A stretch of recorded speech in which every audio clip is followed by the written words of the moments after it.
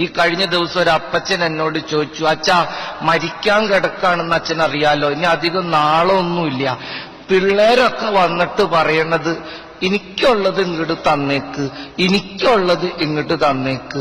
പ്രായമായി കഴിയുമ്പോ നമ്മുടെ പ്രിയപ്പെട്ടവര് നമ്മളോട് എനിക്കുള്ളത് ഇങ്ങോട്ട് തന്നേക്കാൻ പറഞ്ഞ് അവര് ചോദിക്കണത് നമ്മുടെ കഷ്ടപ്പാടും ദാരിദ്ര്യവും രോഗവും വേദനകളും ഒന്നുമല്ല, ഈ ഉണ്ടാക്കി വെച്ചിരിക്കുന്ന സമ്പത്താ. അത് മാത്രം മതി എല്ലാവർക്കും. ഈ കഴിഞ്ഞ ദിവസം കൂടി എറണാകുളത്ത് നിന്നൊരു പെണ്ണ് എന്നെ വിളിച്ചു, അച്ഛനോടൊരു കാര്യം അപേക്ഷിക്കാനാ. പറഞ്ഞു തുടങ്ങിയപ്പോഴേക്കും അവള് വിതുമ്പണ്. ഭർത്താവ് കയ്യിലേക്ക് ഫോൺ കൊടുത്തു. ഭർത്താവ് പറയും, അവള് പറഞ്ഞ അപ്പ ടെൻഷനാണ് അച്ഛാ. ഞാൻ പറയാം എന്താ പ്രശ്നം? അപ്പനെ നോക്കാൻ ആരുമില്ല, എവിടെങ്കിലും കൊണ്ടുപോയി ആക്കണം, ഞങ്ങൾക്കാണെങ്കിൽ തിരിച്ചു പോവും വേണം. അച്ഛന് പരിചയമുള്ളൊരു സ്ഥലമുണ്ടോ? ഞാനിപ്പോ സത്യം പറയാലോ പ്രിയപ്പെട്ടവരെ, അത് കാരണം എവിടെ പ്രസംഗം പറയാൻ ചെല്ലുമ്പോഴും കാർന്നവന്മാരോട് പറയാണ്, ഉള്ള സ്വത്തില് കുറച്ചെടുത്ത് ഒരു തരി നല്ല ഭക്ഷണമൊക്കെ കഴിച്ച് മാന്യം മര്യാദയായിട്ട് ജീവിക്കും. ഇതെന്തിനിങ്ങനെ ഈ ഉപ്പും കല്ലും കടിച്ചുകൂട്ടി?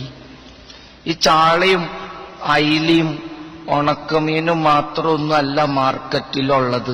തിരുത, തൂളി, ആഗോലി, കരിമീൻ, നെയ്മീൻ ആദിയായ മത്സ്യങ്ങളൊക്കെ ഉണ്ട് നമ്മുടെ മാർക്കറ്റിൽ.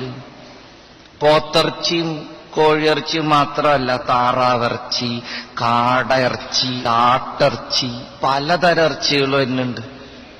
ഇതെന്തിനിങ്ങനെ ഈ മുളകും ചമ്മന്തിയും അരച്ച് ജീവിക്കണേ? ശവം എടുക്കാൻ വരുമ്പം ഞങ്ങൾക്കൊരു സന്തോഷം ഉണ്ടാവില്ല, ഒന്നുമില്ലെങ്കിലും തിന്ന് ചത്തതാണ് കർത്താവെന്നെങ്കിലും പറയാല്ല. ഈ മക്കൾക്ക് വേണ്ടി കഷ്ടപ്പെട്ടിങ്ങനെ നടക്കുക ഓരോ ആത്മാക്കള്. അവസാനം സമാധാനത്തിൽ ചാവോ?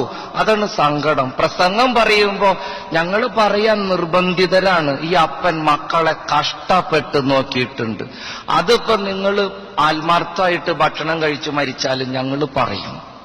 കുറച്ച് കൊളസ്ട്രോളും ഷുഗറും പ്രഷറും ഒക്കെ വന്നോട്ടെ, ഒരു കുഴപ്പമില്ല. ഈ കാലത്ത് മനുഷ്യന് ഇത്രയ്ക്കൊക്കെ ആയുസുള്ളൂ. മര്യാദയ്ക്ക് ഒരു തരി നല്ല കൂട്ടാനൊക്കെ കൂട്ടി ചോറുണ്ട്, വല്ലപ്പോഴൊക്കെ ഒരു സിനിമയ്ക്കൊക്കെ പോയി, വല്ലപ്പോഴും അടുത്തുള്ള സ്ഥലങ്ങളിലൊക്കെ ഒന്ന് തീർത്ഥാടനം നടത്തി, ഒരു ടാക്സിയൊക്കെ വിളിച്ചൊന്ന് വേളാങ്കണ്ണിക്ക് പോയിട്ട് വാങ്ങുന്നു. എന്തിനാ ഇങ്ങനെ ഈ ട്രെയിനിലും ലൈൻ ബസ്സിലും മാത്രമായിട്ട് അടങ്ങണേ? ഇഷ്ടം പോലെ കാശ് തമ്പുരാൻ തന്നിട്ടില്ല. മക്കളാണ് ഏറ്റവും കൂടുതൽ സ്നേഹിക്കണതെന്നും പറഞ്ഞ് നടക്കണവര് അവസാനം പമ്പര വിഡ്ഢികളായിത്തീരും, ഉറപ്പാ. ഞാൻ സാധാരണ പറയാറുണ്ട്, നിന്റെ പ്രതീക്ഷയ്ക്കൊത്ത് നിന്നെ സ്നേഹിക്കാൻ ഈ ലോകത്ത് നിനക്കൊരു പട്ടിക്കുഞ്ഞിനെ പോലും കിട്ടൂല.